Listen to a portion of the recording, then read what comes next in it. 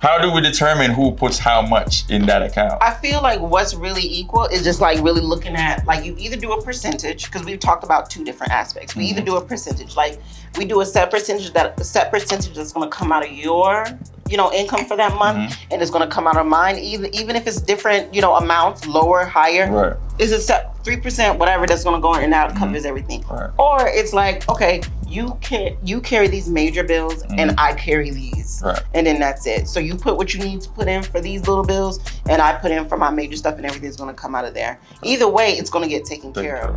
But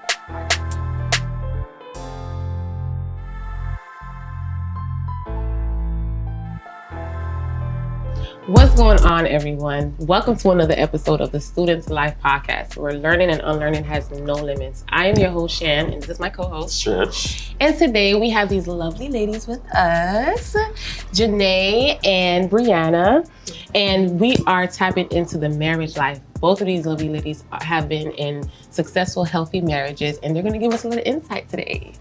So excited! Yeah. Yes. So, we want to first start off with just how was marriage life something that you guys wanted to be in? Was that like the goal for you guys? you want me to go first? Oh yeah, you can go first. Sure.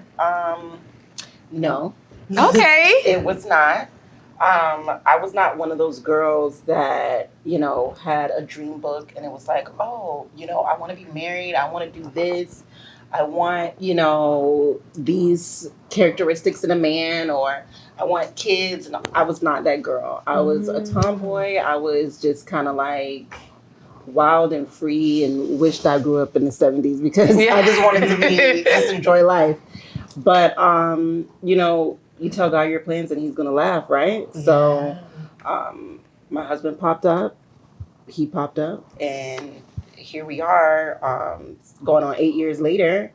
So, no, to answer your question directly, no, it was not my first thought. Wow. But it was the best decision I ever made. So I definitely don't regret or anything like that. Absolutely not. But I was not one of those girls. Because, it's women who are like, that's their aspiration. Yeah. They feel that clock ticking for kids. They feel like, oh my gosh, I'm about to be, I need to get married. I never felt that. Never had that thought, never felt that. It was just like, I'm not here listening. So it just naturally happened. And let me say this.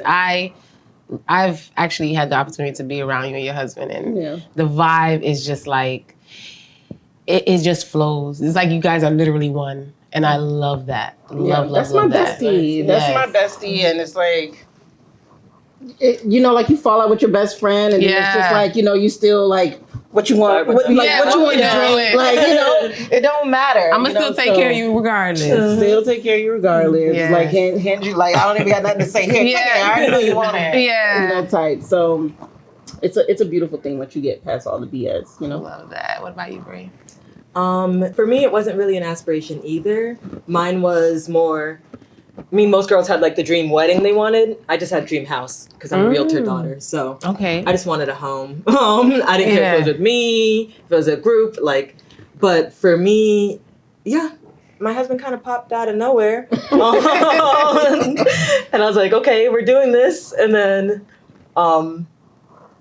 it was like a thing where I did want to be married, like eventually, but it wasn't like on any kind of time schedule. When I was younger, I'm like, when I'm 25, super old, maybe I'll be married. Or like with 3 kids, I didn't know 25 was like 10. So you think you know so much and you don't. You really don't, yeah. So what was the period like from meeting the person to them proposing? How long was that period of time? For me, we met in 2011 and then he proposed in 2017. So that was so 6 years. 6 years. Yeah. 6 years. Yeah, which was good for us because we were younger. And so it was a lot of time of getting to learn each other and getting to learn ourselves. And so kind of going through that transition was, I feel like, more beneficial than like getting married like right out the gate, like when we were like 21 or something. Okay. What about you, John? So I met my husband, and just, sidebar, funny story. When I met him, we worked together, and one of the first few phrases that this man ever said to me was, "You were meant for me." And I literally was just like, boy, bye. And you know, 8 years later, here I am. So apparently, you know, his caveman tactic worked. But that was in 2009 when I first met him. We didn't start dating until 2010, which was great. And I tell everyone to do that. You need to be friends. And then he proposed in 2013. So 3 years. Yes. Nice. That's romantic. He knew since the first day he saw you, right? I guess so, because like I said, that phrase was so like crazy. Yeah. Say to someone, I always say he's like a caveman because it was like you for me. It's like, what do you mean? I'm for you. He marked his territory. Early, like he like said it in passing, like he walked past me staring at me and was like, you for me. It was like, Oh. who is that? I don't even know who that is. I love that. Yeah, our story goes really deep, way deeper than that, but yeah, that's a major pillar in the beginning. I said that on the last episode where we was talking about as soon as a guy sees you, he knows. Yeah. A woman would take a little longer to recognize like the red flags or the good stuff, but most men, like, we know this is the type of woman we want to spend the rest of our lives with. So I mean, that proves my point a little bit. Yeah. I don't know. I don't 100% agree with that, because I hear people say that all the time, that men know. I don't think they know. I think you have to present them with something different than their norm. And I presented my spouse with something different than his norm. And he recognized that by you doing that. He recognized that. The difference from his norm was a challenge. You know, it was not an easy lay down for him. So it was like 6 months, 8 months of like, I don't know who you are, before it was like, oh, okay. You know, he had to prove that he was worthy to even deal with me. And not all men will see that and be like, oh, she's a challenge. I want to, you know, deal with that. A lot of men will be like, okay, yeah, she meets all my criteria, but I'm not trying to work that hard. Yeah, but then you have a certain type of man that would look at you and be like, okay, you have these qualities, and this is definitely what... We're very simple creatures. We're not complex. You get what I'm saying? I know, we man. look at the 5 little things that we want on our little list. We see that, we already know. You get what I'm saying? A woman would have 10 things, 15 things. We see 3 or 4 things that you got the looks, you got the good, you know, good hair or whatever it is that you see at first sight. You know that this is the person that you would be with. Now, if you go talk to the person and they have a different personality from what you vision, now your mind probably changes. Right. You get what I'm saying? But most times a man could tell. Right. This is why there's divorce. Yeah. Because there's so many more layers to that. Yeah. You think they're that simple, but they're not. And you, Bree, I heard you when he was saying, you were kind of like, because once you're with them, it's like, it's not that simple. Yeah. So fun. I'm curious to know, because we spoke about, you know, the honeymoon phase, and we agreed that we'd hate the word phase, and that the honeymoon part of the relationship should be throughout the whole thing. And obviously, you know, marriages is, you have your good days and your bad days, but I know for you, Janae, y'all are really good at keeping the spark, you know what I'm saying? From what I see from the outside looking in. I mean, I'm just a sexual creature, so for me, it's just easy because, you know, we fit like a puzzle piece. Right. So, I mean, it's ebbs and flows, quote my boo. Yeah. So it's back and forth, you know. So some moments it's you know, the shore is just flooded with waves, and then other times it's like it's a drought. So it happens. I mean, we're human beings, so it's when people say like, oh, you know, you need to constantly, you know, satisfy your husband, this, that, and the third. I mean, it sounds like you're a little insecure, because why do you have to constantly do that? Yeah. You know, if you're off and you don't feel like you're in the mood, you have to just go with something that doesn't feel natural. Yeah. That's not fair. And then it's not enjoyable for everybody. It's not enjoyable for everyone. So I have to just sit up here and do something I don't really want to do just because you're the man and I got to do this for you. You should be understanding just of me, just to have to be understanding of you. So let's gear it towards just the dating, right? So you're married, but you guys still date, right? So how does that work for you? We are big on dating, I'd say, especially. I think that's one of the main things that keeps things alive, even when it's kind of droughty. Like for us, like last weekend, we went to a winery together. We took our dog to the dog beach. And so we're always finding new little, like us, we're like the restaurant like book. My family calls us for restaurants because they know we're going to go on our date. We're going to find a new restaurant that's kind of something new. We kind of like bigger dates, I guess you could say. Like we always save up to go on at least like 3 or so trips a year, maybe more if we can, swing it. Right. And so, because that's where we kind of get rejuvenated. So we go to Mexico for a week, just like us two. And, then you come back like feeling that honeymoon phase you're talking about. Because when you're in that day-to-day, tired from work, you work whatever, 10 hours for the day.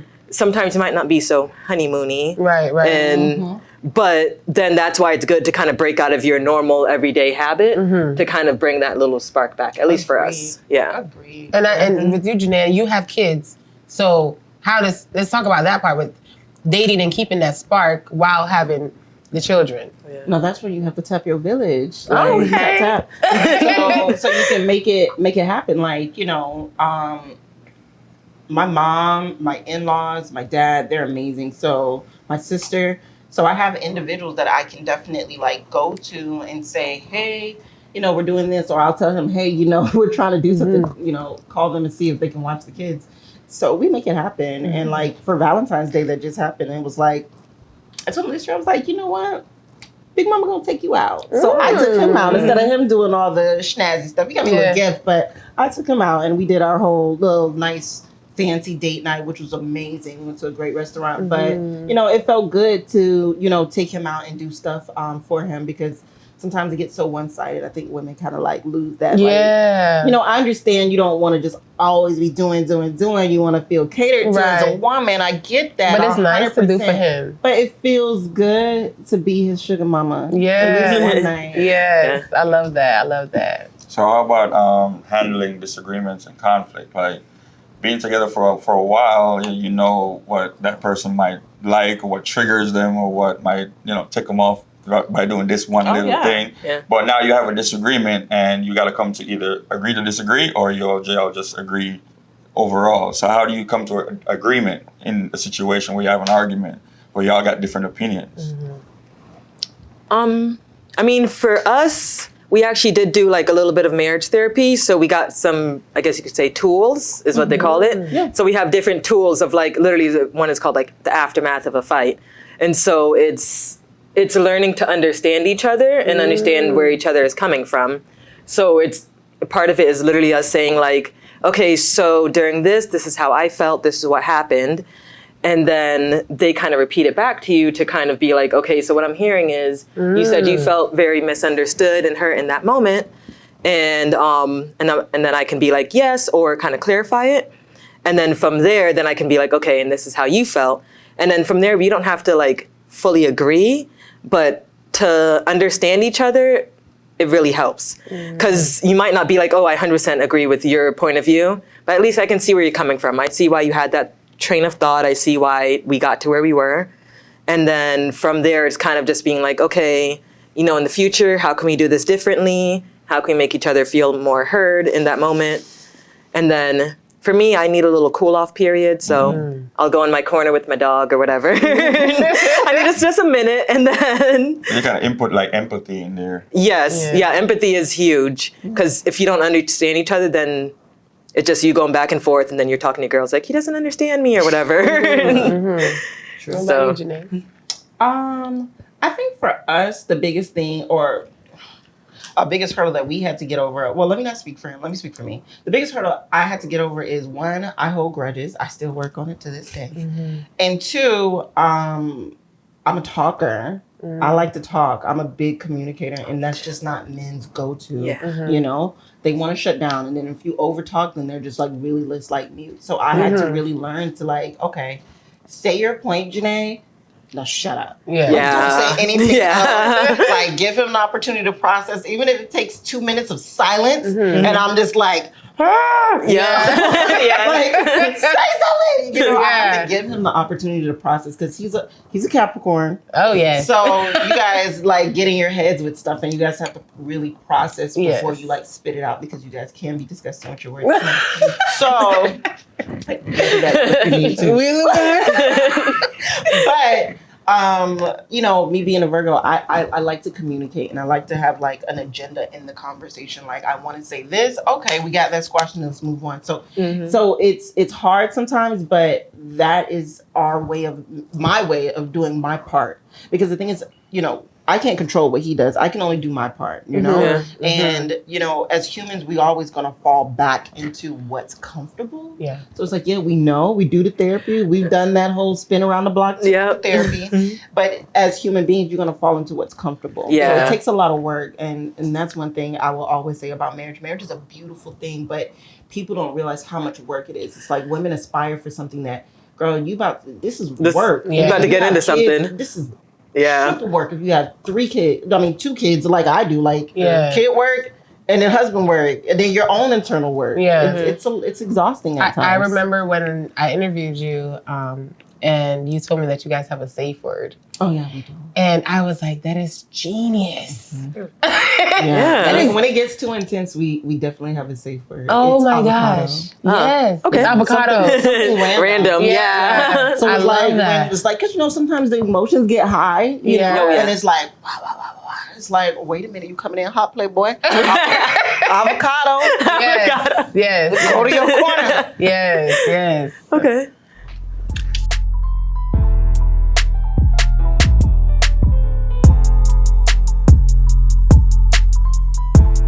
This episode of the Student to Life podcast is sponsored by Vintage Florists and Events. For the Valentine's Day flowers, for your Mother's Day flowers, for your Christmas, your anniversary, whatever you need these flowers for, these teddy bears, whatever arrangements, you could hit up Vintage Florists and Events. Yes. The number to call to make orders, place orders, or for more info is 754-423-4673.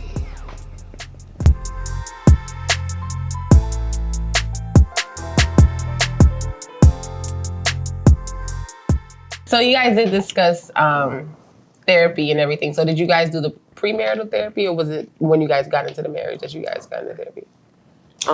We did premarital, and then we did like a 4-week course. We did it for an extended period of time before we got married, and we did a little bit of therapy while being married, but it didn't really last long because it just didn't fit our schedule. But again, like, you know, everybody can benefit from therapy, but we have just been together so long and we know each other so well. It was just like, okay, we took some nuggets from that, and it's like, okay, how can we apply it? Like, I really know you. Like, come on now, let's figure out how we can be better with this. Yeah. And we really had a meeting of the minds about our relationship, our marriage, and what we want. And we try to be very honest. It's very uncomfortable in those conversations because sometimes you want to kind of save that person's feelings, but you got to get to a point where if I continue to try to save your feelings, then I'm killing me. Yeah.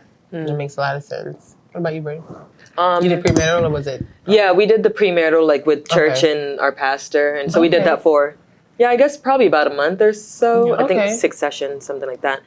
And then we still have a therapist like to this day, not like that we see all the time, but it's one that I can call her and be like, look, things are wild right now. I need your help. And it could be the same things we're saying to each other, but just having sometimes that A mediator. yeah, the mediator there. Especially, I mean, we're like 29, so we're sometimes, you know, a little younger. We could be a little immature on some things. But so that mediator kind of just helps. And so we might see her even twice a year. But if it's a hot session, I might see her once a week. Yeah. Like if we're going through whatever. Yeah. Okay. But I mean, it's helped, and it's mainly about learning to communicate with each other. It's the communication. yeah. Communication is such a major. It's so major. It's That's- We talked about Literally the honeymoon phase, right? But what are some tools that you can give people to like keep the spark in the relationship? Because you talk about the honeymoon phase where you want to create that right throughout, but a lot of people don't know the tools in order to keep that spark going like all the time. Okay. What do you mean? Okay. Okay, now I got this. Are we getting next rated? Yeah, no. I will say, I mean, some of the spark definitely is, it's both people I feel like gotta work at it. So like she says, like sometimes you gotta like do something for him. Like even if you put on, you know, that little cute outfit for him that he's not expecting one night, and just like catering, make sure, you know, dinner's ready and just like, you know, like the Destiny's Child song, like cater to you. Yeah. Like sometimes you gotta do a little catering. Right. And I feel like that helps with the spark. And like I said, the main thing is like for me is the dating. So getting out of just being tired and laying on the couch and watching movies, get up, go to a concert, go to something, and just kind of feel like you're on that date. Like we'll sit and we'll talk. I like to buy like those little card game things that are like little questions. I mean, we've known each other like 10 years, but for us, because we met when we were like 18, so much has changed in that time. Like versus like maybe if we met when we were 30 or something like that. Right. So since so much has changed, there's some things that I'm still learning about him like every time. Yeah. And so I think to like spark up, my main thing would be go on a date, go on like an unusual date, something new. Like even pottery where you guys can laugh at yourself. You might not know pottery. It might not be your favorite.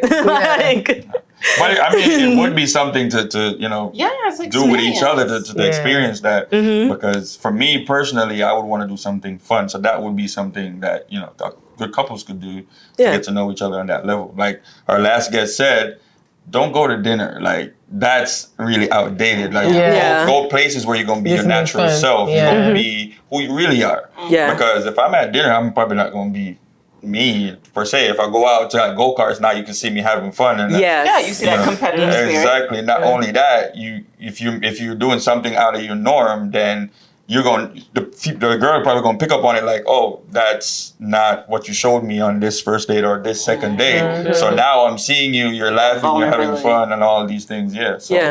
So what about you? What are some of the? I'll start off soft. Yes, I like the dates. Like you said, like pottery. Like I absolutely enjoyed. My husband planned the date, and we went and we did glass blowing. So we had like a vase that I made, and he made an ashtray, and that was really fun to do. That's something totally different that I was like, oh wow, this is cute. I think that night. That was when we actually had a double. We did meet up. We had a double date after that night. I remember. That was so much fun. I really enjoyed doing that. That was nice. And so I guess a way to keep the spark alive is knowing your person's love language, because that automatically activates whatever that'll get the juices flowing low key. You know, like for me, I like gifts and I like thoughtfulness. And I like words of affirmation. So, you know, you present me with a gift and take me somewhere outlandish and you say some nice things. Oh, what we doing?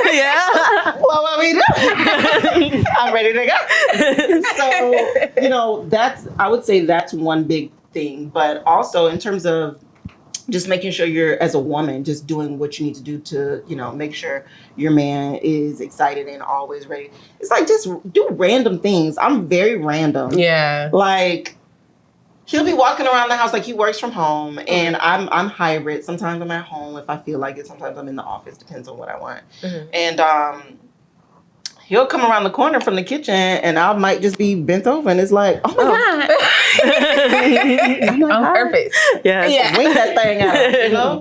So I feel like you just have to keep it spicy and just keep them like on their toes, you know. Don't just keep it in the bedroom. Don't just keep it. You know, when the kids go to sleep, maybe they're in there playing a video game, and it's like, let's go in the half bath really quick. Be quiet. You know, just random. I feel like that's how you really keep it, you know, spicy and on your toes. And you know, just depending on what you're comfortable with. You know, there's so many different things that you can do to keep it spicy, but you know, you gotta just your level you're into. You know? Your level of freak. Let's say. There we go. So, I know we kind of spoke about, you know, discussing the hard conversations, whatever. But I do have a question about when it comes to friendships, right? Being married and life. And I wouldn't say life changes because it's really just you signing a paper or whatever it may be. You're still with your person. But was there a shift, right, when you guys got married, as far as how your friendship dynamic went with your friends that was unmarried? And if there was, like, how did you guys navigate that, and are you guys still friends with them? I have still the same friends. I have pretty much the same friends. Not much has changed. And I'm saying that because my ride or dies, like my lean-ons are still there. The, you know, auxiliary, the people on the outskirts, your appetizers, maybe they might have fell off, whatever. But I think what happens is when you are in a fruitful situation and people on the outside are constantly seeing you growing and doing things, and it becomes a reflection. You're not a reflection, but you start looking internal. And then you either take that internal look and you say, you know what? I'm gonna take notes and I'm gonna try to be better, and I want to aspire to that. Yeah. Or you take that and you're envious. like, I'm pissed. Yeah. And then I'm angry. And then you might find someone else that might have looked at my Instagram and you're like, yeah, you see that shit? Then all of a sudden it's like this whole mess, you know, because I've definitely dealt with the messy talking trash. You sent that text to me. So I don't know. I feel like you just have to be very you have to just pray for discernment on the people that you bring in your circle. And for me, I have children, so I'm very that's a constant prayer for discernment on who to bring in if new. You know, if not new, I feel like they're covered. There was little people I feel safe with. I'll leave my kids with. You know, and that's my biggest thing. My children. I'm not worried about my husband because you know. But I'm more so concerned about bringing people into my family, you know. So have my friendship changed? Not so much, but I will give the advice of just, you know, praying for discernment on who you let in. Gotcha. What about you, Bree? Yeah, I kept the same friends from, like, I have like a little girl posse, and we kind of, I know, it sounds crazy, but it's a little gang of 6 of us, and like, 2 of us are married, some are in serious relationships, some are single. But it's just knowing also, I guess, who to tell what to. So you don't air your whole, you know, relationship business out there. Sometimes if you're speaking maybe to another married woman, they'll understand a little bit more. To be like, okay, I know I was cussing him or a little bit, but like, that's still my man, don't get crazy. Exactly. Yeah. So, and my friends, they're all good about it. And also, like, I feel like in a relationship, you need to keep your girlfriends and his guy friends, like, don't just be like all up under each other like 24/7. Right. So for us, that's a big thing. He knows I have my girl days. Like, we had Galentine's on Sunday and then Valentine's on Tuesday. Like, I'll do that next year. I said next time. I was like, I want to do that. Yeah, we can do that. Okay. Yes, you have to. We had a little picnic. We were laid out. It was cute. You have to. Don't put our twist on it. Yeah. Okay. So what about, because we had this conversation the other day about the best friend thing. Like, you as a woman has a man has a best friend, or your husband as a woman has a best friend. What's we your don't take have on that. Oh, no, we We don't have that. It's not a thing. I only have female best friends. Only guys in my circle are ones that my girls have brought in that are like their boyfriends. Okay. So for me personally, I don't believe in making new best friend guys because, like, I mean, he's my best friend guy. So a lot of guys would be like, oh, well, you don't have enough friends, or like, let me talk to you. Do you need a friend? I'm like, no. I have friends. And your husband is your friend. Yeah, I'm like, I'm good. Yeah. So, I mean, maybe if he came into the relationship with a girl best friend. That's what I was going to ask. That's different, yeah. I'd have to see how that relationship kind of goes or like was going. For him, yeah, he has a guy best friend. He doesn't have a girl best friend, so. I mean, like, for you, but go ahead before I say it. No, you had the thought. Finish it. But what I was saying was, like, going into the relationship, that best friend was there. Right? Yeah. So how do you handle that? Like, even dating somebody who has a best friend of the opposite sex, how do you go about dealing with that? Because a lot of women are not okay with that. But then there's some that, okay, we all are cool. Like, she becomes now a part of, you know, the friendship circle, basically. So if we all hanging out, you know, there's no, oh, that's your friends and this is my friends. So we all just hanging out and everybody's good. You know what I'm saying? And then you become friends with his best friend, and, you know, that's the dynamic I'm imagining. Go ahead. You could go, yeah. I don't have much to say on that because I don't deal in that. Right. I don't deal in that in terms of my husband having female besties or when we were dating. That wasn't the case. I mean, whoever was around that thought they were a friend, they were plotting, and they got cleared out once I came in the picture. And it's vice versa. You know, I'm like, you speak to my family, I was that girl that was the guy's girl. Like, I was hanging with the group of guys. Yeah, I was. Okay. That was me because I'm like, locker room talk. I'm laughing. Like I'm that girl. But like when his friends come over, I'm out there with them and we're chilling, we talking, whatever. I'm one of those girls. Yeah. However, once I got with my husband before we even got married, it was like, I'm not really okay with that. Yeah. And it was a real push and pull, but I had to decide, like, are those friendships that valuable to me than what I'm building with him? And for me, he was more valuable to me than anything. And those friendships were something that was fleeting. And when I really took a really, close look at it, it was like, are these friendships that never had any type of hint of trying to approach me in a different manner, other than just friendship? And when I looked at it and assessed the situation, all of those friendships had a situation where it was like, like, they're too close. you're too close or something, and I have to like, so I'm keeping it friendly. You ready to see where it could go, but I'm keeping it friendly. But I felt in control in that situation. Like, you're not going to do anything that I can't, allow you to do. But I'm just kind of like, I don't mind females being around if it's like, oh, this is your friend's wife, like you said, things like that. Okay, cool, because that's what we have. Like, his best friend is that's my dog, and his wife, that's my dog. We go out together and everything like that. So it just all depends on the person in the situation, because sometimes people just are wolves in sheep's clothing. True. Yeah. That's very true. Okay, so I'm assuming, do you have kids? I've never asked you. Kids. No, just a dog. No. Yeah. Just a little fur baby. Okay, so this question is just for you then. Okay. So how many kids do you have? I have 2 kids. I have 2 kids. So you had kids after you got married or before?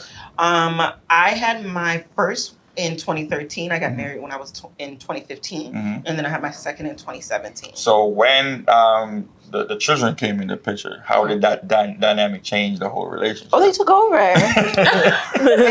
They own y'all now. They run things. Yes, they absolutely own us. My 9-year-old is my mini-me, and the girl is just as witty as I don't know what. She would own this room if she was in here right now. My 5-year-old is a tyrant. Oh, no. Tyrant. Okay. Because he's the most adorable thing you will ever see. So he just silently just runs stuff. So both of my kids just come in and wreck shop everywhere they go. I like it. So they did the same thing with our lives, and it was a lot of balance. So that's something that is ever changing, something that you're always working on, like that Excel sheet that you're always trying to get the formula right for those cells. That's what having kids is in a marriage, because you're constantly like, all right, maybe I can perfect it if I do this. Oh, no. This. Let me put the parentheses and the semicolon in the cell, and maybe I can make it right. That's what it is with kids, because honestly, because they're growing, you're growing, everybody's moving. It's a lot of moving pieces, but we're all trying to move forward at the same time. So it's a lot, but it's a beautiful thing. I'm just gonna overshare. I was going to try to do a mommy retreat and take myself away and all this other stuff, but then Valentine's Day came and I was like, you know what? They're my good graces. I'm just gonna treat everybody. So that's when I took my husband out, took my daughter out, did something with my son, with everyone, and it felt amazing just to do stuff with them. But then after you do stuff, then they start acting cranky, and then I went out of town. It's again, even with the kids, it's that ebb and flow. So I mean, the dynamic changes, but I mean, I can only speak from a mom's perspective.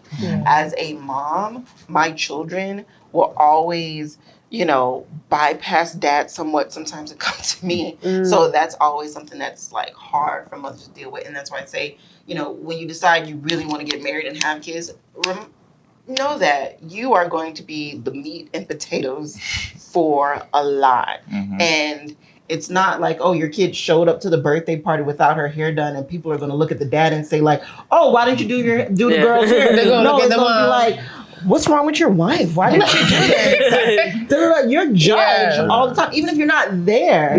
Oh, what your kid has on, the shoe's not. Yeah, that's true. You get all this slack, And the man, as long as he's there with the kids, it's like, Oh, look at him. He did his came best. to the birthday party. I know it was so hard for you. Like, it's not hard for me. So I'm trying to get these lashes on his hair. Come out of here. So a follow-up question, right? Because we talked, excuse me, we talked about this in the last episode too, where if it's a situation where the kids are involved now, right? Right. And you have to choose, not really choose, but who really comes first? Like, you put the kids in a situation, and it's like a lot of women would say, the kids come first, and not the husband, or the husband would say the kids come first and not the wife. If anything happens, they come first. Who do you put first in that situation? And what's the scenario? Because it's different scenarios where you Like need a to fire, or like No, it's a fire. but no, just to be general, I was messing with you. I get where you're going. But in general, honestly, so a word of advice that I got from someone else that was older and married is that, they're gonna leave you. Yeah. They're gonna leave you. They're gonna love you, and they're gonna leave you, and they're gonna come back. However, my biggest goal in prayer is just to give my kids the greatest tools and give them as much independence and knowledge as they can, so they can leave from me and not have to come back. So, who comes first? My husband. Because when I'm like, my knees is out, my back is out. when we're 80. Who will help me get to the bathroom? Exactly. I already know my kids will be there, but they're gonna be like, I'm like, Yeah. this one is gonna be like, I done seen this, for 20, 50 years. Yeah. I picked this up gladly and take you where you need to go. Yeah. So, that's the beauty of marriage, and that's why it's like I would always put my husband first. Right. I mean, it's hard sometimes because when you have kids like mine, they'll call you out. But it's really the way of life, and I mean that's what the Bible says. Yeah.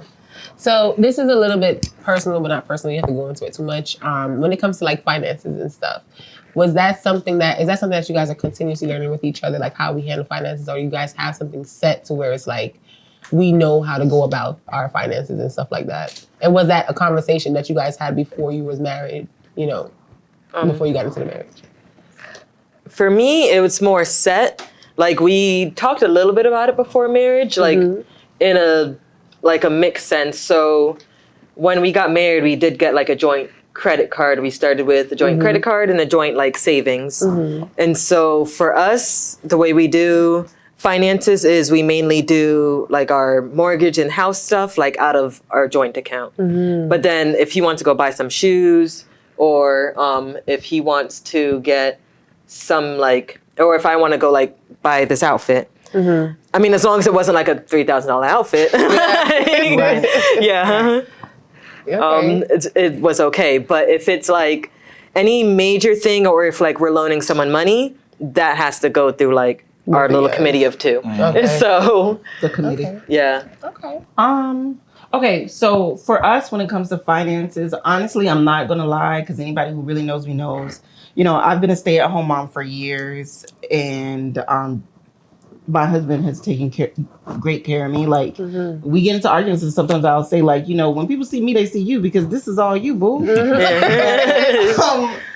Now I'm back, I'm really back seriously in the corporate world. I'm a corporate trainer at American Express, so I'm making really good money, and he makes really good money. So right now we're in the middle of an ebb and flow right now with everything, kind of figuring it out. So I think it is true, trying to figure it out. It's a continuous thing depending on where you are. I've done my hand at entrepreneurship. He did his. He's still in it. So we do different things, and we've been really blessed to be able to still acquire properties and vehicles and do businesses and still stay above water. But when it comes to checking savings and things like that, we're one. Whatever I got, he got. And whatever he got, I got. So I have access to everything. He has access to everything. But when it comes to major stuff, mortgage and stuff like that, you mentioned, my man is the one that takes care of all of that. I don't know about all that. But little stuff I do, shoot. Table, if I feel like it. I'm really, my husband is blessed and also cursed with marrying a very much so spoiled brat, because my dad did him dirty. I One thing I do love about that is that you gave him your props. Like you said that you're all him. You know what I mean? And you allow him to feel like a king because he's taken on more of that. You know, and a lot of women, they don't acknowledge their husband as that. And they don't make them feel that way. And because you are mommy and you do handle I'm pretty sure you handle the kids way more than he does in the household, and you keep the house up. You have a beautiful house, you know, so it's a balance there, and I like it. And a lot of the times I see, you know, men would, some men, they wouldn't want, they want their wives to work and stuff like that.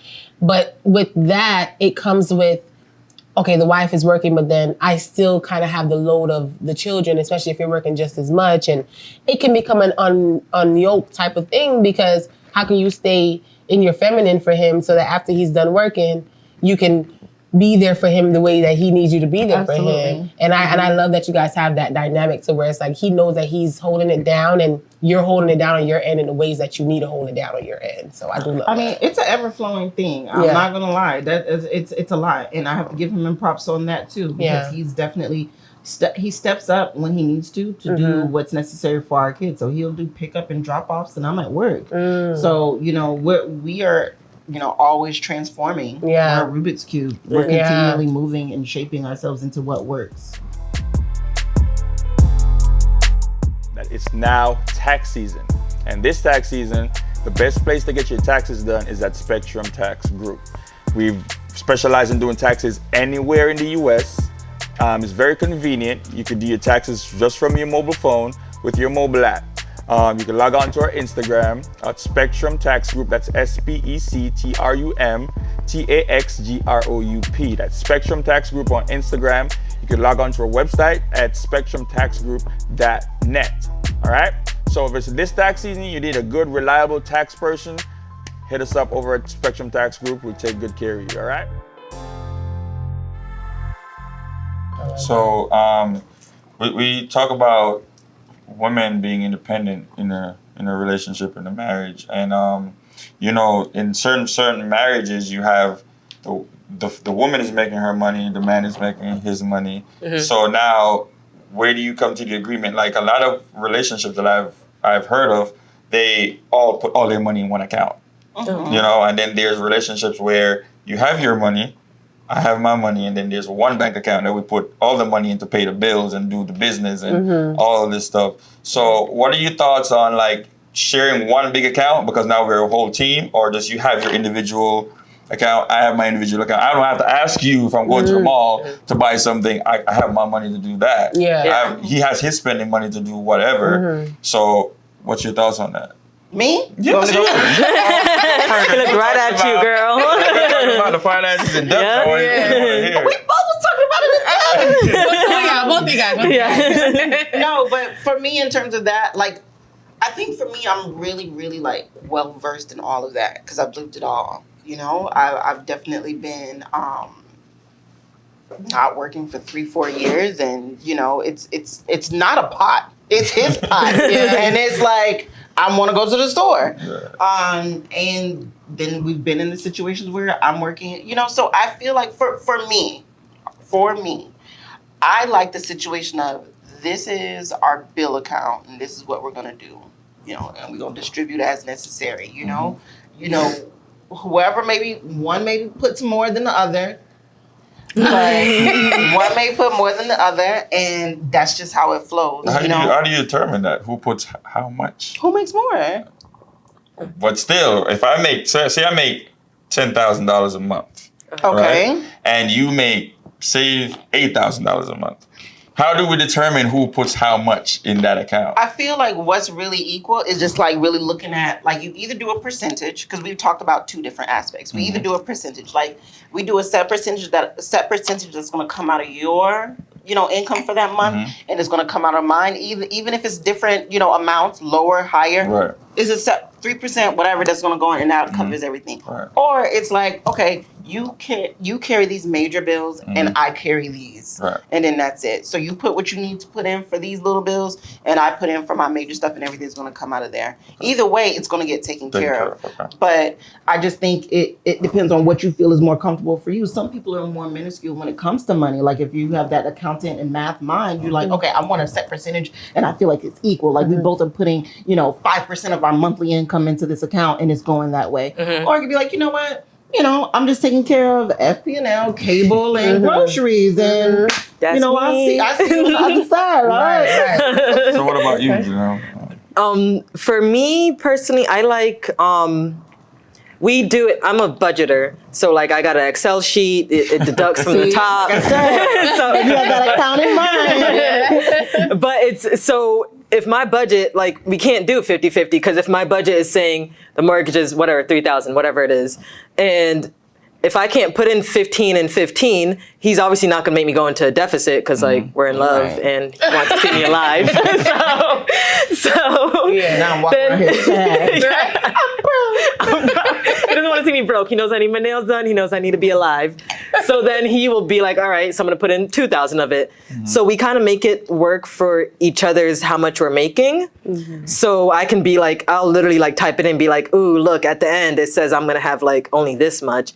But he might have like $2,000 left. So he can be like, he'd be like, bet, no, babe, I'll take on the cable. I'll take that. You just worry about the groceries until like if my situation changes, then we assess it. Right. But it's mainly just based on not really a number for us. It's just make sure the bills are paid and who can do that. Right. And we both are making enough to where like no one's gonna like not survive. Right. I mean, I don't know if we're like maybe more lower income if it would change or if it'd be harder. But like for our income range at least, we just make it work. So as long as our bills are paid, he gets to buy whatever games he buys for his gaming, and I get to buy whatever, like getting my nails done, going to Chantal, and so then one more question on the finances side. So I'm an entrepreneur, so is Shan. So with being in a marriage, right, and you have investments now, do you guys invest together? Do you guys invest separately? How do you guys go about that? Together. Yeah. And if you buying properties, then this goes in both of you guys' names. Oh, absolutely. Okay.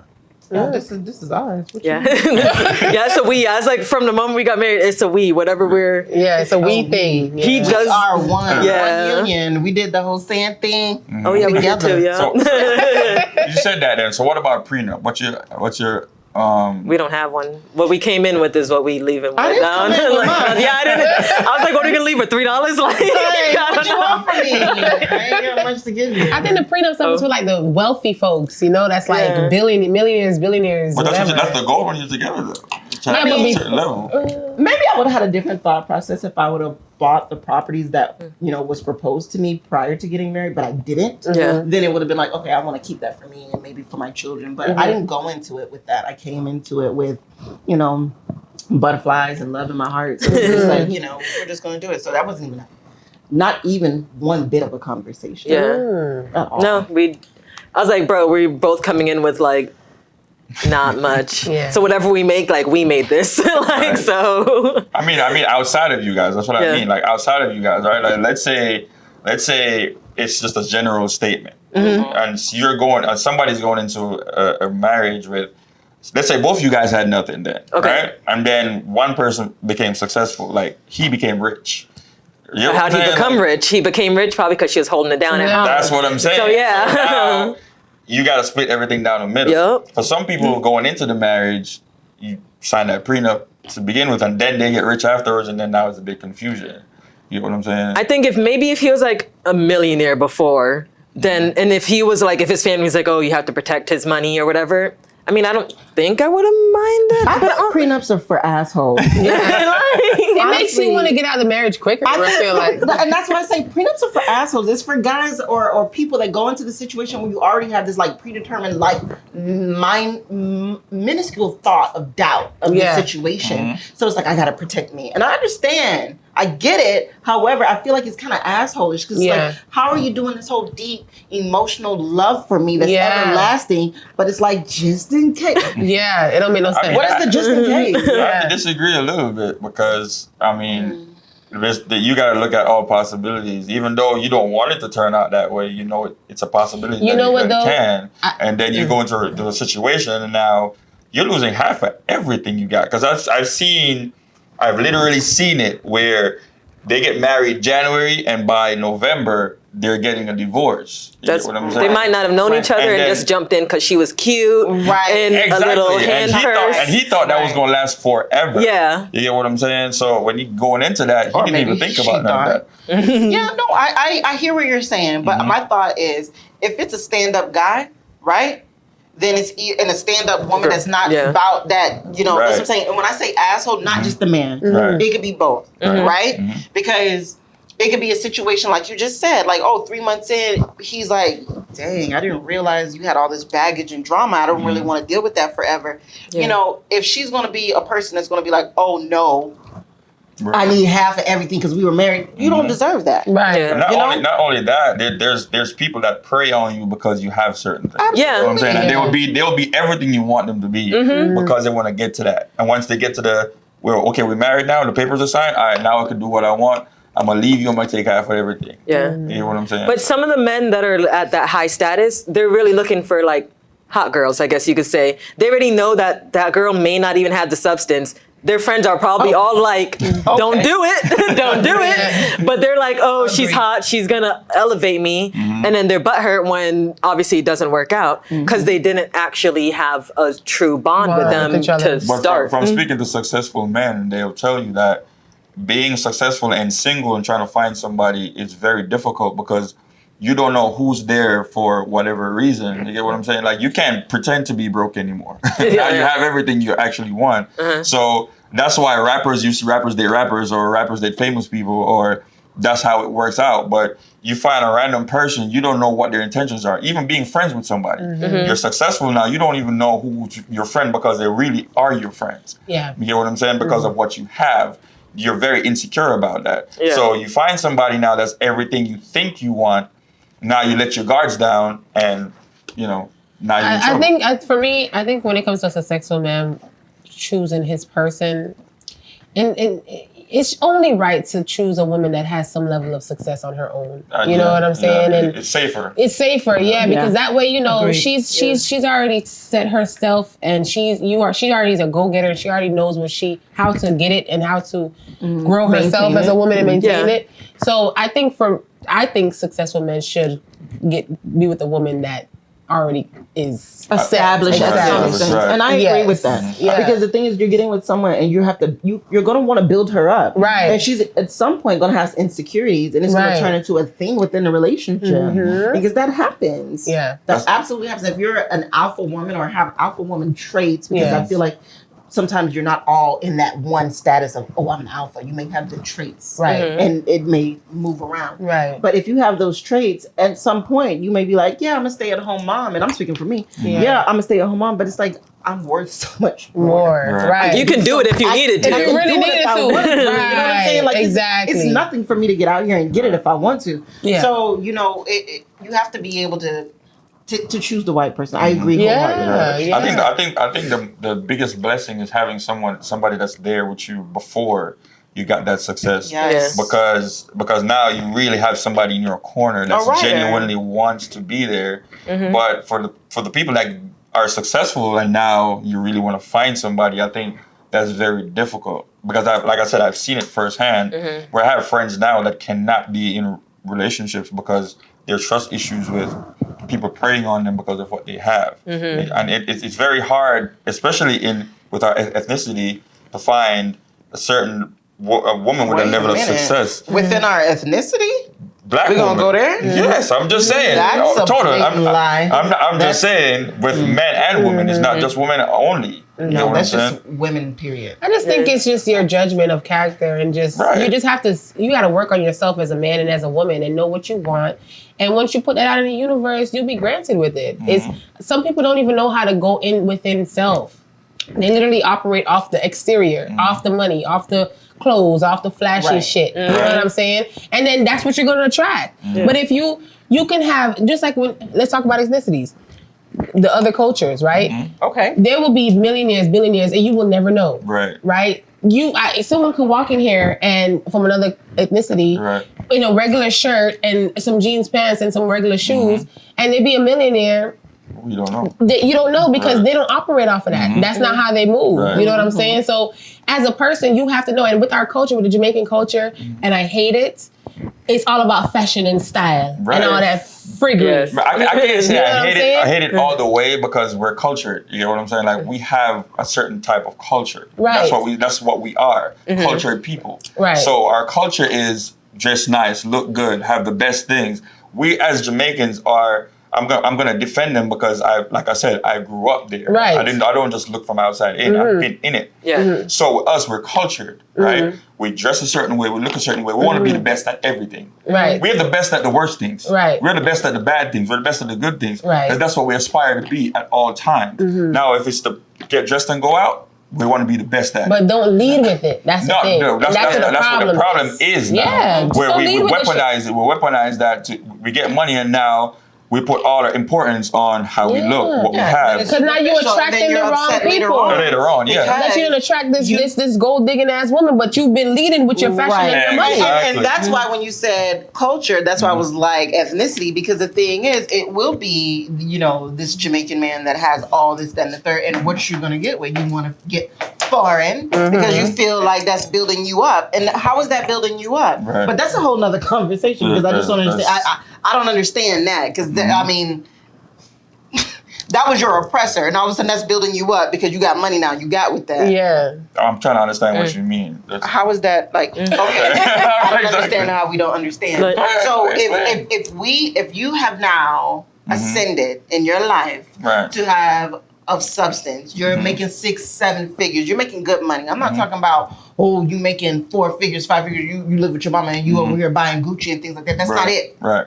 I'm talking about you making 6-7 figures. You got a nice car, you got a nice house, you got several homes. You're making real good money, right?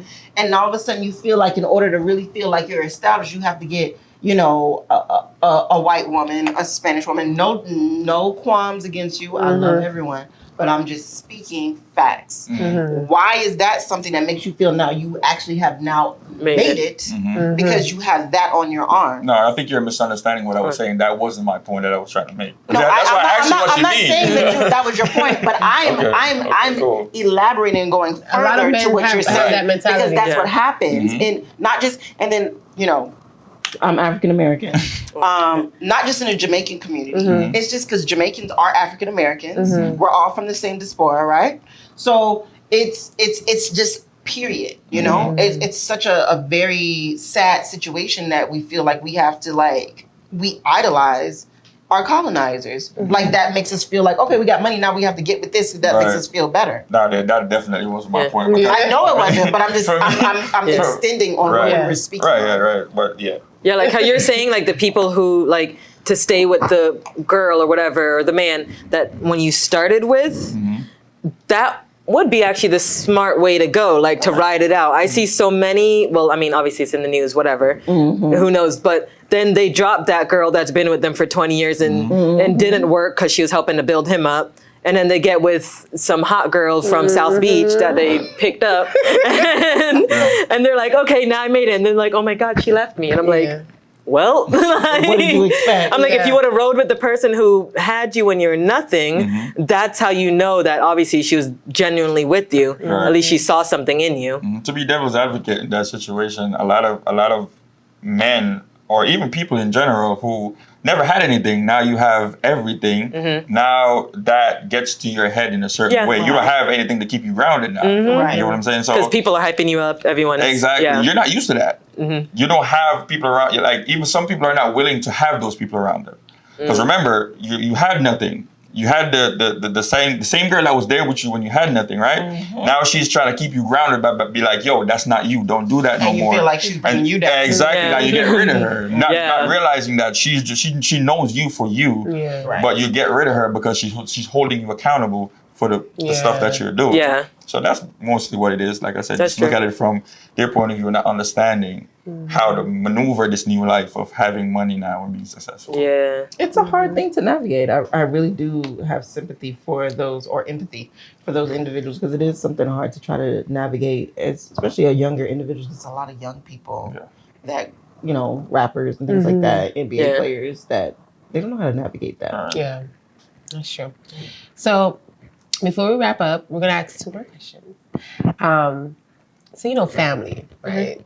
When you get married, family is your one, and now the family is a part of the marriage to an extent, right? So what advice would you give, you know, aspiring folks that wants to get married or newlyweds or whatever, about how to handle the family members that you guys don't get along with, you know, the in-laws and those type of things? Like how do y'all go about that? I mean, for me personally, I was blessed that, like, I love my husband's family. I know it's all not the same. Yeah. But I mean, I met him because my best friend is his cousin. So like, I was already like they always say that, like, no, Brianna, you were in the family, even if like if you're with him or not. So for me, I would say our main thing is making sure that, number one, that we just like still check in with each other, even though that's my bestie and like I love his family. But to remember, like, if someone wants to borrow money or whatever, don't just be like, yeah, sure, whatever. We know, we'll be like, ooh, let's go over it together, and then I'll let you know. So that way it's not on any one person when it's a no or if it's a yes, whatever it is. So for us, just kind of navigating family, it's also not telling them all the downsides. Yeah. Because you're going to tell him, be like, oh, you know, he did this and this and this. Yeah. You might forgive and move on tomorrow or next week or whatever. You guys might work through it in therapy. They're not in therapy with you. Yeah. They're not in your bedroom with you. Yeah. So you're going to work through it. They're not going to work through it. True. Yeah. And that could cause a divide. And they'd be like, ooh, remember when they did this? Like, this. And so for me, I think it's very important to like have a good family relationship, just to kind of, I don't like to like isolate. We're big on family for ours, especially like we're Jamaican, so we have a lot of family. So I don't like to be on an isolated island. We like to be able to go to family parties and everything. But we also know that at the end of the day, like, we are each other's team, and like everyone else shouldn't be in a relationship. It should just be you two, and then the family is like a happy bonus. Yeah. Right. Like, yeah. That's true. A happy bonus. I'm kind of with her because I left. I was late coming here because I was waiting on my in-laws to come to my house to watch my daughter have a weekend project. So I have great in-laws. I absolutely adore them. They're the sweetest people. So I don't have any issues at all with my husband's family. They've all been very, very welcoming to me. My husband doesn't have any issue with my family. So we don't even deal with the whole money thing. No one even comes like that, you know. So it's just cool beings, you know. We try to do things together. I recently did, during Thanksgiving, I did like a family kickball tournament. We had everybody together and we played kickball at the park, and it was just like, you know, a mix of his people, a mix of my people. We all get together. But I grew up in that because I grew up in a mixed family situation. So I'm used to bringing like this, you know, like reach over here and grab this family and bring them over here. We all in it together. So who sits in the front seat? Mom, are you looking at us? You asking me or you asking her? Both of you guys, because I really want to hear this. I gotta hear this. Who's in the front seat? I sit in the front seat. Me too. So, all right. So this is the next question, right? What if you guys are not dealing with that now? But what if before you even got married, his family didn't get along? How would you go about that? Would you still like call it out and still move on with your relationship because you're happy here, or that's like say a determining factor of if the relationship goes forward or not? For me, no. I've been in situations prior to that where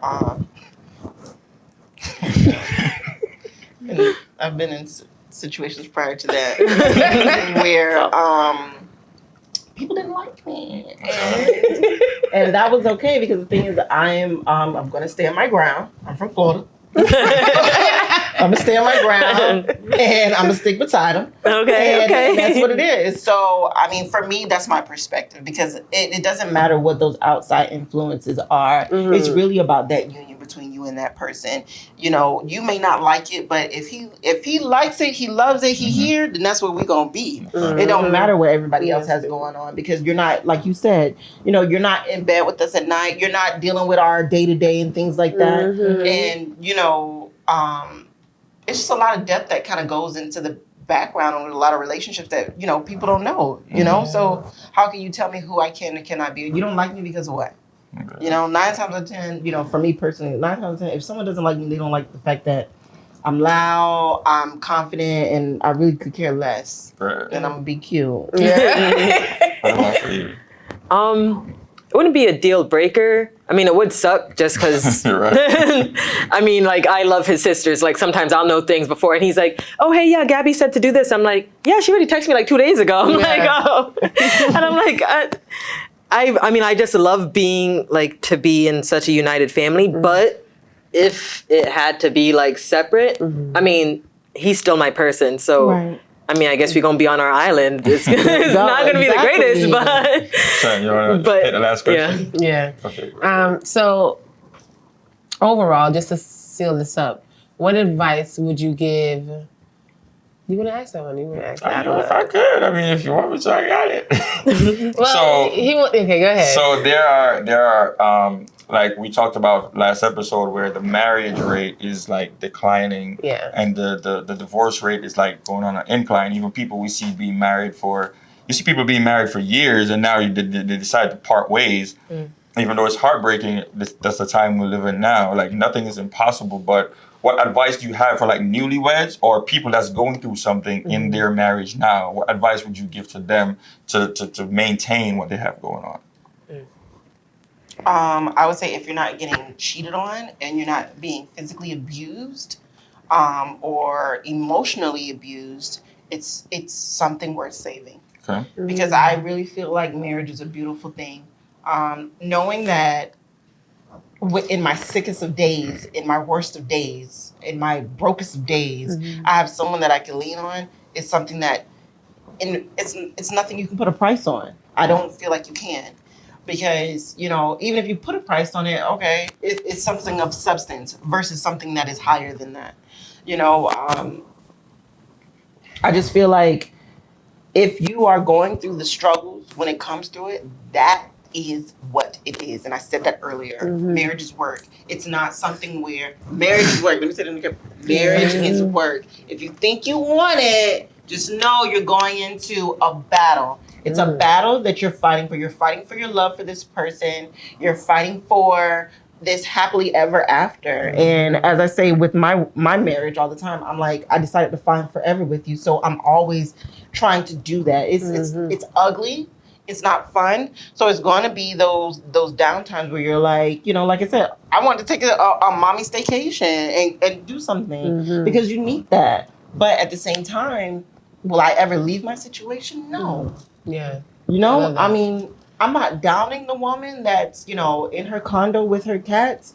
Do you, boo? But that's just not me. Yeah. And if you got yourself halfway in the door and you have that spouse and you're living it, something in you was like, I want to be a part of that. So I think it needs to take a second to step back. Maybe you need that staycation to reevaluate and decide, like, hey, where do I want to be? What do I want to do? Right. Because it's something that's really invaluable. It's such an asset that I can't even put words to it. So I just feel like it's something worth fighting for. Get the therapy. Like you said, I love how you said, like, you have someone on standby, like, it's time for this to come in. Yeah. You know, like, literally. 2 times out of the year, that's perfection. Yeah. Because it's an ever work in progress. What'd you say, Bray? My main thing is, like, communicate. Like, learn how to communicate, first of all. Don't just communicate, which means you're going to be screaming at each other.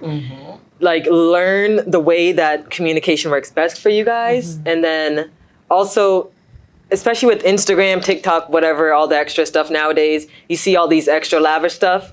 those people are probably struggling too. You see them take them out on a boat in Fiji, whatever. You're like, oh, my man's not doing that. Let me leave him. Yeah. Baby girl, they probably cussed the whole way on the flight to Fiji. Just look like that. Right. Yeah, she said smile now and let's post this photo.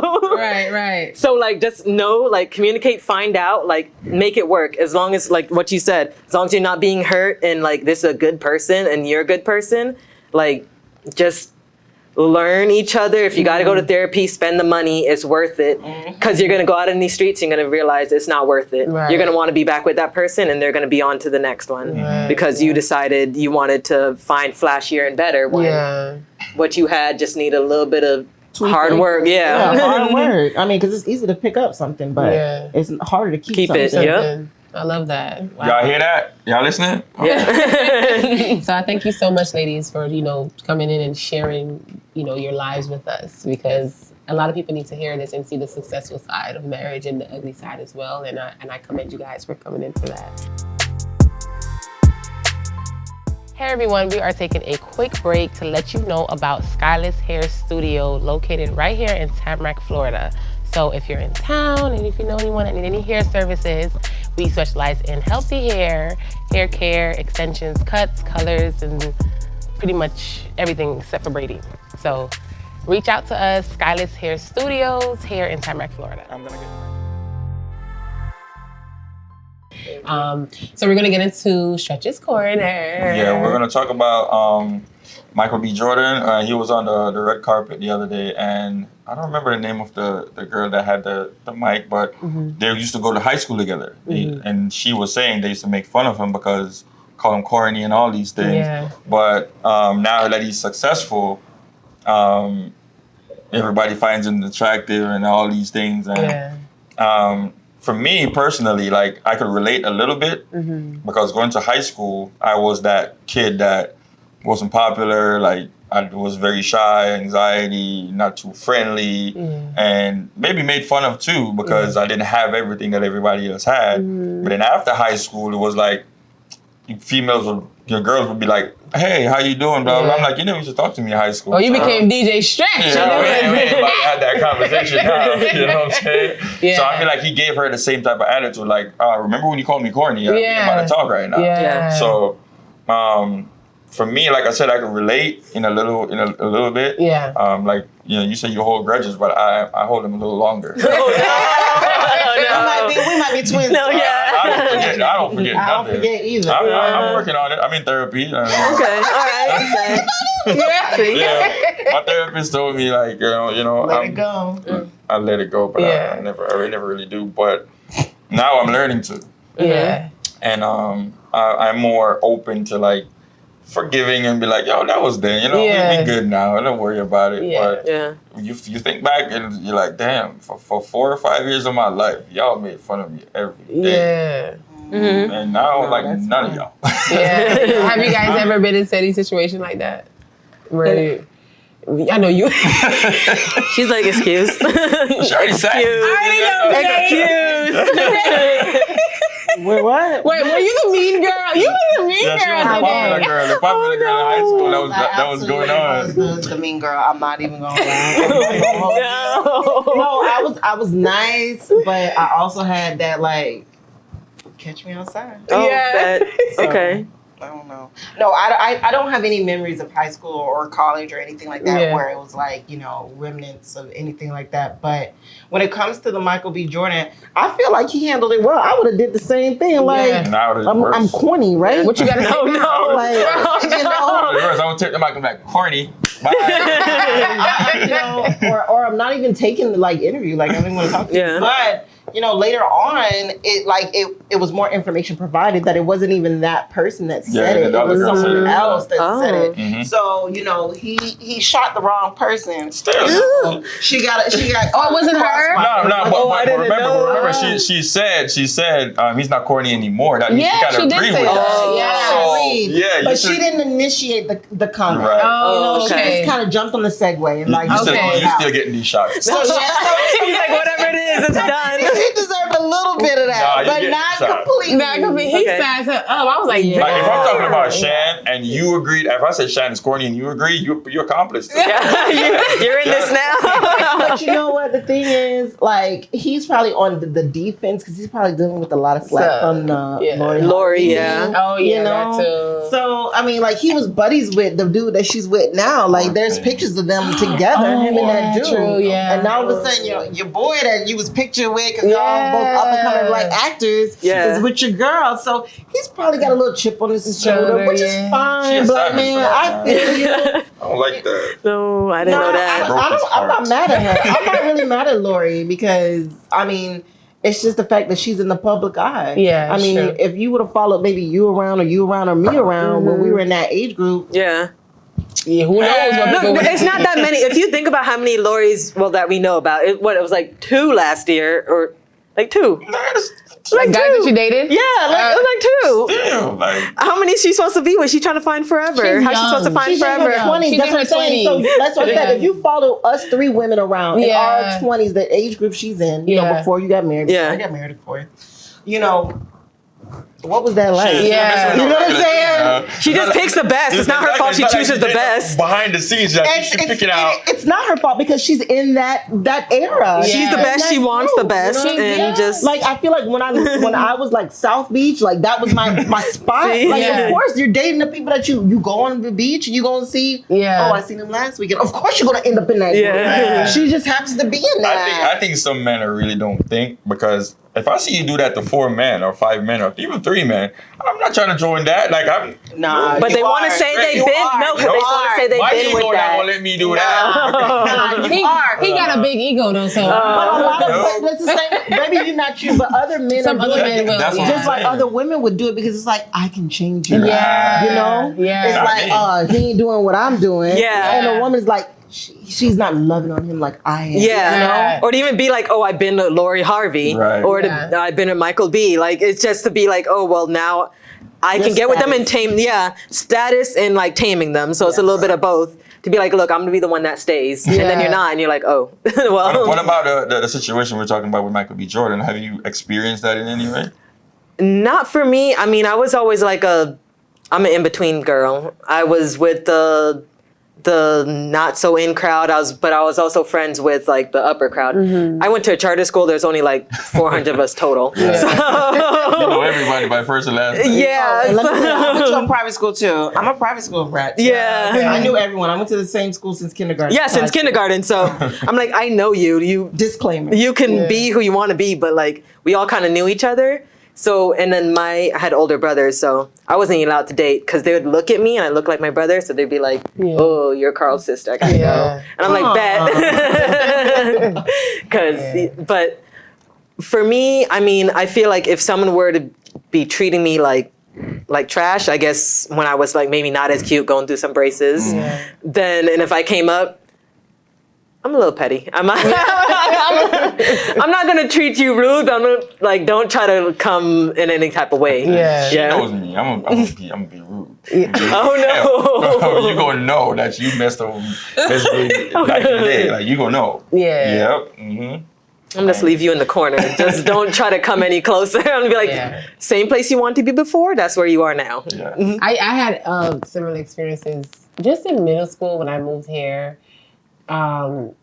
They were just some mean girls in middle school, and I was asthmatic, and I remember I would get so sick and skinny, and they would call me the craziest names. I'm not gonna say it because we ain't going that far back, but them same girls, let me just say, they don't really got much going on. I can agree with him and how he felt because, you know, I kind of was there and I hate bullies so much. And I always tell my daughter that all the time, be kind to everybody because you never know where people are going to end up and if you're going to need them one day later on in the future. So, yeah. Let's get to the quote of the day. Yeah, let's get to the quote of the day. A successful marriage requires falling in love many times, always with the same person. Agreed. Yeah. I have no comments on that because I'm not married. Yeah. I agree with that. I agree with that wholeheartedly. Yeah. Because absolutely, like, we'll go through moments of it's just like, oh my God, I could just like eat you alive. Yeah. And then I go through moments where like, oh my God, I'm about to leave. Suffocate you with the pillow. Yeah. Like, well, let's lay down together so I can get this pillow. Yeah. So I mean, I agree with that. You have to, and it's fun. Yeah. Because you fall in love with different parts of that person. Yeah. And for us, oh my God, we got together when I was in my 20s, and now I'm not even gonna say it. But the point is that, you know, as women and as men, you know, we change a lot, and that's why I was just like kind of disagreeing with you earlier, because it's like, you know, at the beginning, yeah, you feel like, oh, men know.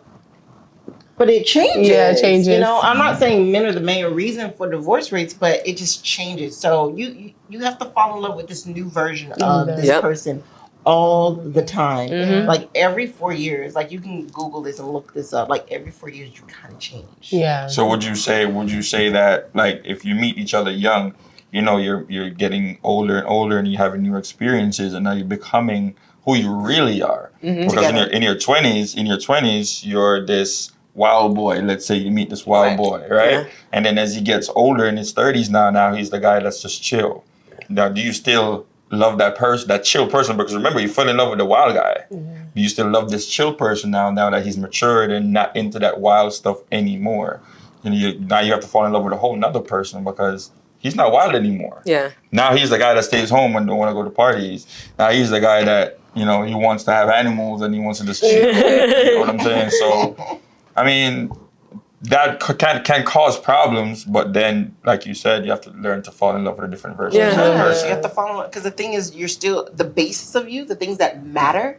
Like you going out is not what matters about you as a person, right? The core values. You know, the core values of you is what matters. So if those things don't change dramatically, then I'm still in love with you, and I don't have to fall in love with this homebody. Yeah. And it has to be vice versa. Like, okay, maybe you're a homebody now. Right. I'm not. So you have to still give me my space to have my girl nights and maybe go out and, you know, enjoy myself. So it's always respecting and learning one another. I would say that. I feel like that is major. Respecting, loving, communicating. Yeah. If you can do those three things over and over, falling in love again and continually respecting this new person and communicating those new changes within yourself to that person and accepting what they change and what they bring to the table, you have a good foundation for the long haul. I love that. Okay, what about you? Yeah, I mean, for me, we're still going through like changes because we met when we were 18 and now I'm 29. So there's been like new versions of each other as it progresses. And so for us, some of that has required like even therapy to be like, oh my God, they weren't like this before. But it's like she's like the core values are the same. They're still what brought us together is still the same. If you fall in love with the fact that you guys are able to go party every weekend, yeah, you're going to end up in a divorce because now someone's tired and wants to be at home. Yeah. But if you're like, you know, I wanted to build this family together, this was our vision, this is our dream, our visions are still the same, then even though you might be changing a little bit, you can learn to work with it. You can learn, okay, maybe they don't like to, you know, like to party anymore. Maybe they don't like to do whatever these things that we used to do anymore. But hey, they're still the same person that I fell in love with. Yeah. So like overall, I think it's just like embrace that change with each other and continuously love each other. Depending on the change. Yeah, as long as it's core. Like If he turns if he starts doing drugs and doing shots every night, and then that's a problem. But as long as it's a healthy change. Healthy changes. And single people should not chase marriage. Yeah. They should not change it. You know, you should not chase it. You should not be out here like, just chill out. Just chill Let it out. come to you. Find your person. Don't be like, ooh, I'm 28. All right, you're the closest person. Let's do this. I've done all the things, like don't chase the marriage, don't chase the babies. All those things that come when your mind is not there. Once your mind is on it, like God is like, you're not ready. Once you like chill out, the babies come, the marriage comes, all the finances come. Just do the work. just do the work and just stay focused. I Work love on that. yourself. That's very Yes. important. Yes. That's what I'm saying. Yeah. Do the work, and everything will fall into place. I love that. I love that. Okay. All right, Stretch, take us I out. want to say, well, thank you guys for coming through. We're a very new podcast, so it was very, for our first season, it was difficult finding guests. So I want to appreciate you guys for coming and sharing all that information. This is what we're about, learning and unlearning. I've learned some today, and I'm sure our guests have also. So this is the end of our episode. I want everybody to please like, share with your friends, share with a family, share with somebody. Your kids go watch too, because like I said, we're trying to keep it PG. And also subscribe, put your notifications on for when we drop the next episode. Leave comments and join the conversation on Instagram, on YouTube. We have Spotify and Apple Podcasts. So we'll see you guys again next week for another episode of the Student to Life podcast. Later, guys. Bye.